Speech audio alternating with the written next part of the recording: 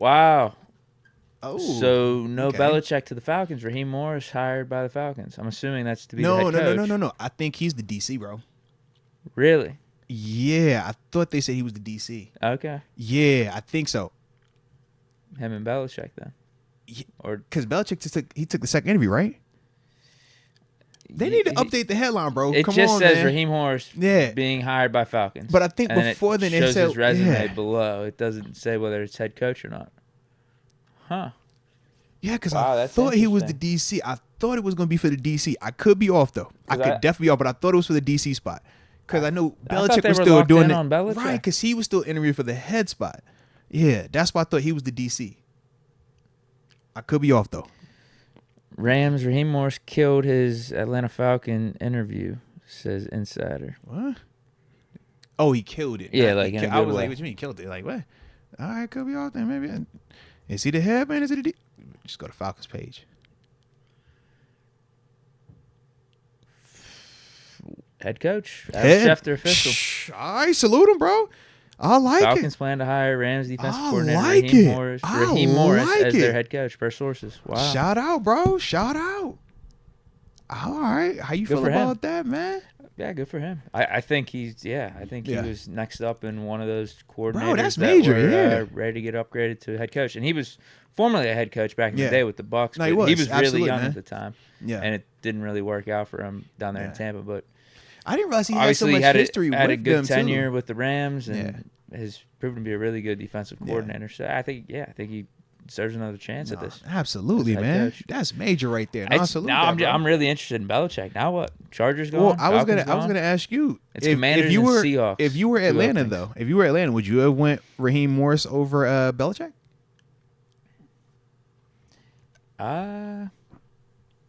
If you're thinking more long term, if you're thinking he's like the guy for you for the next 10 years, he could create a culture. Yeah. As opposed to Belichick just coming in for 3-4 years. You don't know how many years you're gonna get Belichick. Yeah. In terms of like trying to build something that's like really sustainable, I think Raheem Morris. I keep botching his name up. Raheem Morris might be a better call. It's tough. I see why they made the move. Yeah. I don't think it's outrageous to pick him or just pick anyone over Belichick right now. All depends on what your wants are and what your priorities are as an organization and what you're looking for in a coach. Well, and shoot, I just looked this up. He also has some history with Atlanta. He was on their staff as the assistant head coach in 2020. so He was their familiar with DC in Atlanta. 20. So, yeah, I can see that. I like that. Okay. Has the head coaching experience. Yeah. Probably have some serious. So check it learning out. lessons So from he what was took place at, Tampa, and it's been under McVay. So here we go. I got his update right here. So he came into the league in 2002. He's a Hofstra guy. Shout out to coaching at Hofstra, man. If you know, you know. But he was at Tampa as the defensive assistant quality coach. Got to DB's coach by 2005. Did a year at Kansas State as the DC. Was in Tampa from 2007 to 2011. And when he was in Tampa, he was the DB's coach and then head man the last 2 years. Went to Washington with the Redskins 12 to 14 as the secondaries coach. Was in Atlanta from 15 to 20 as the assistant head coach every season. Then he was pass game coordinator, wide receivers coach, pass game coordinator, more offensive. Oh, no. It still said pass game coordinator, wide receivers coach. So, yeah, all offense as an assistant head coach. And then his final year in Atlanta in 2020, he was the defensive coordinator. So he went assistant head coach, wide receiver coach for the first 4, DC last year, and then he spent this previous 3 seasons as the defensive coordinator with the Rams from 21 to 2023. So now he's coming back to Atlanta to no longer be assistant head coach or DC, just be the head man now. I didn't realize he had that much history with Atlanta, though, bro. Salute him. I can see like why that. they went with him. Yeah. Hey, Remix, man, what you know about Hofstra, man? Look, bro, I know all about Hofstra in the heart of New York, man. Terrible traffic, all that good stuff, man. Shout out to Jordan Dangerfield. That's my dude, little bro right there. But I always think of him when I think of Hofstra because that was our first time ever playing against each other. And that's the only time that he's beat me in my career. And literally, it was like one of my best games of my career.